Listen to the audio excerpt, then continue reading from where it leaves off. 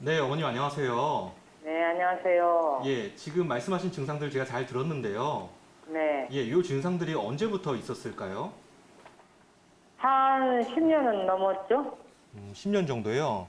네, 실례지만 지금 연세가 아까 어떻게 되신다고 그러셨죠? 58년생이요. 그러면은 61세시고 그러면은 61세. 예, 50대 정도의 초입에 네, 갱년기와 동시에 왔다는 얘기죠? 예, 예, 예. 예.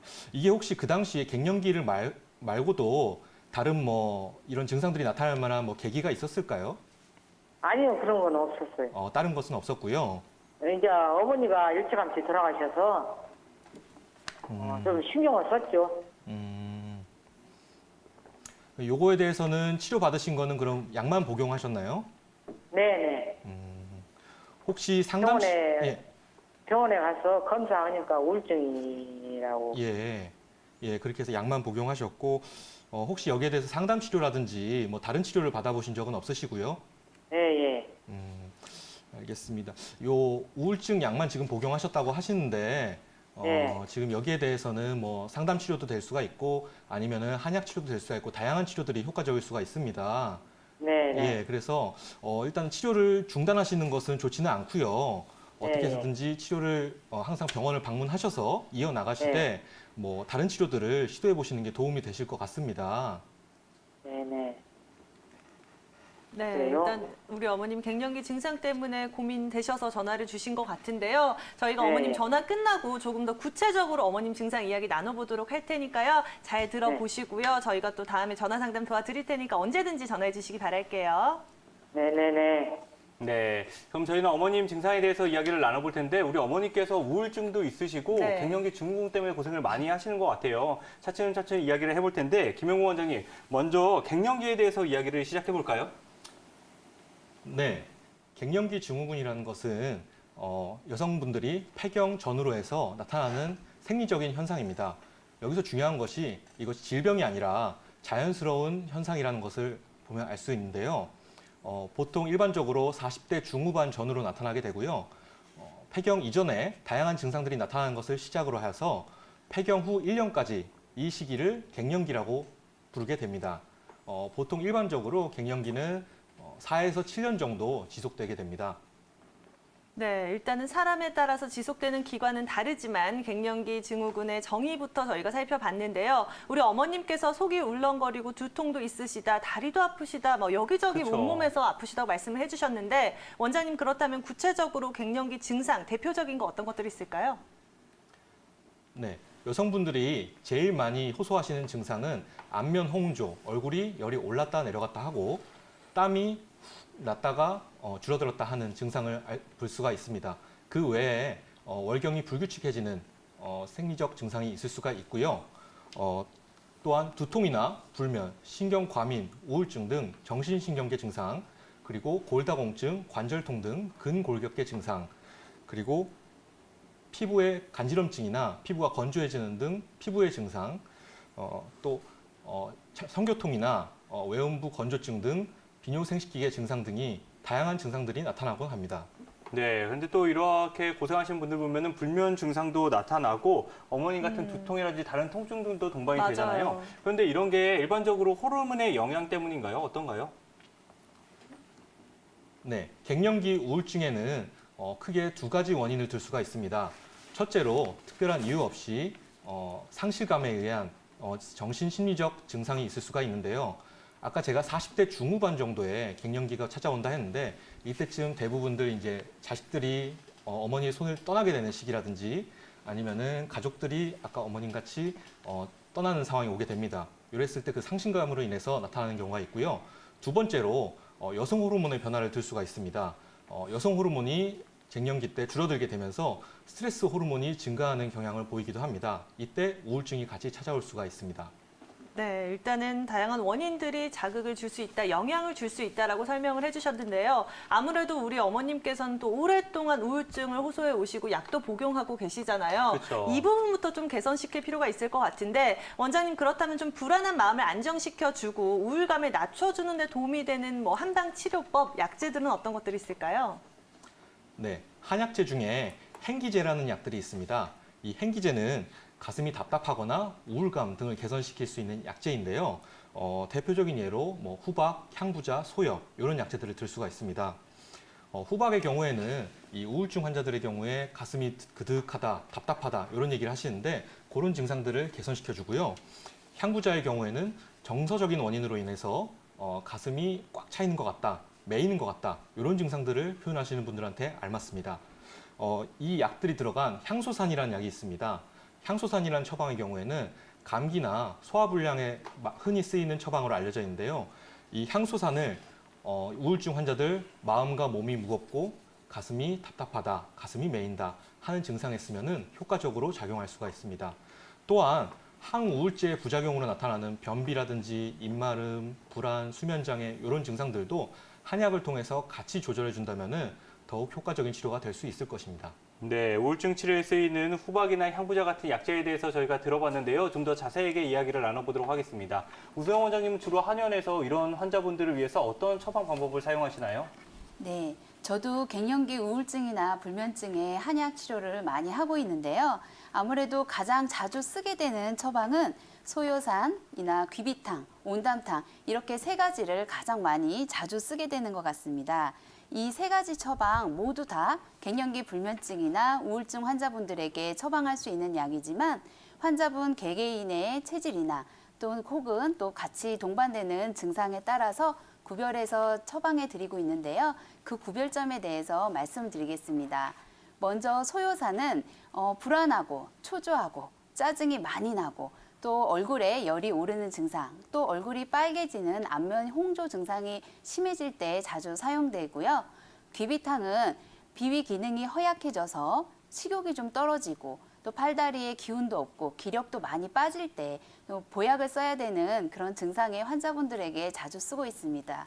또 마지막으로 온담탕도 자주 쓰는 약제인데요. 온담탕은 가슴이 심하게 벌렁벌렁거리거나 아니면 가슴이 철렁 내려앉거나 누가 이렇게 쫓아오는 것 같이 이렇게 이유 없는 공포감을 느낄 때 많이 사용하고 있습니다. 또 많은 환자분들이 우리 시청자님처럼 우울증 약을 드시고 계신 경우가 많은데요.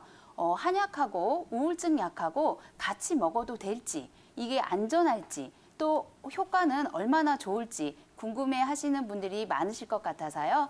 이 부분에 대해서 갱년기 불면증의 전문가이신 강민구 원장님께 우울증 약과 한약을 같이 함께 먹어도 될지 한번 여쭤보겠습니다. 네, 사실 오늘 이제 전화 주신 우리 어머님 같은 경우에는 벌써 이 8년, 10년 가까이 이 불면증, 우울증 그리고 갱년기 증후군으로 고생을 많이 하셨는데요. 그러면서도 이제 우울증 약을 8년이나 복용을 하셨는데도 이 마음이 좀 답답하거나 힘드신 것들이 계속해서 좀 불편하고 좀 괴롭게 하고 계신 것 같습니다. 그러다 보니까 사실은 이제 이 항우울제의 효능을 좀 더 강화하거나 아니면 대체하거나 병행하기 위해서 미국이나 중국 그리고 일본과 같은 이제 이 나라에서는 이 한약을 이 항우울제의 보완적인 요법 내지는 대체하는 요법으로서 좀 사용을 하고 있습니다.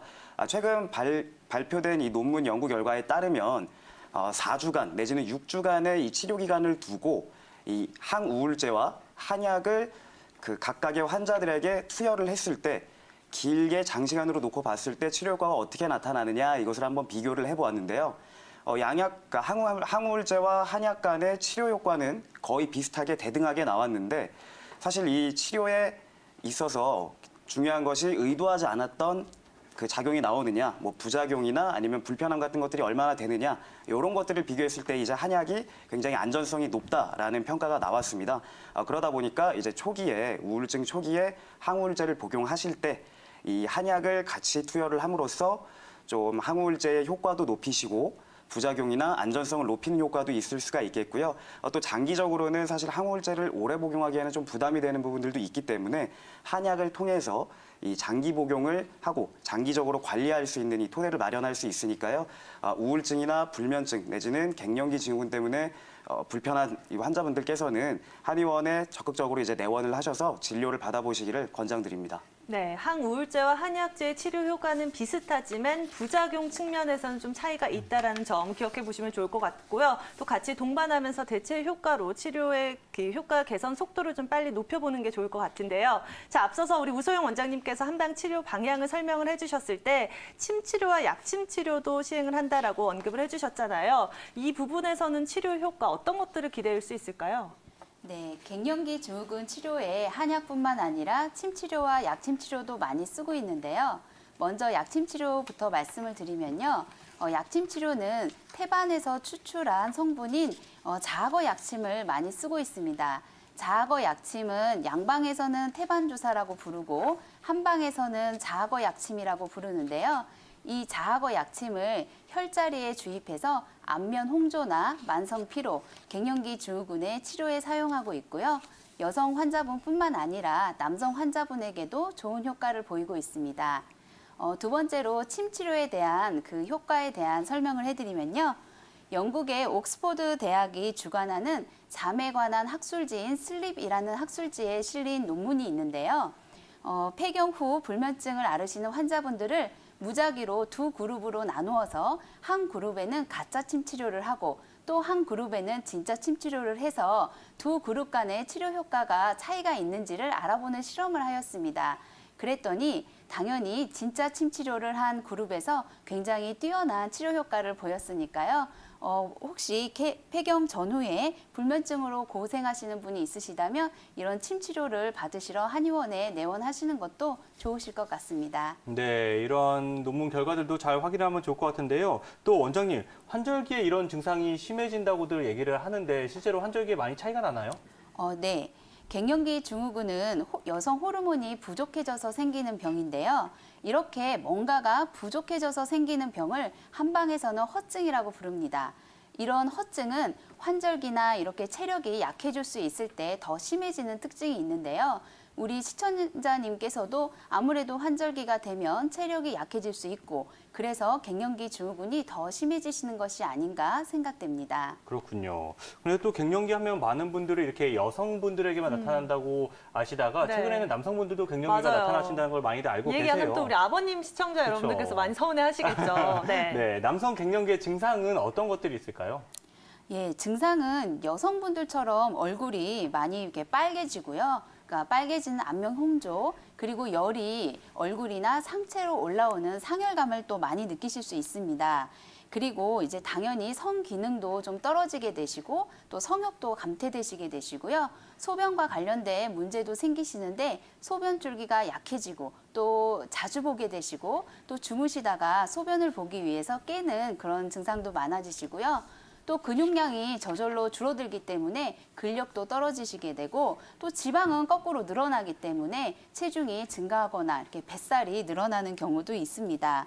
또 우리 시청자님처럼 이렇게 우울감이나 불면증을 또 앓으시는 경우가 많으시니까요. 남성분이라고 해도 이 갱년기 증후군이 올 수 있다는 것을 기억하시고 이런 관련된 증상이 나타나신다면 꼭 진찰을 받아보시기 바랍니다.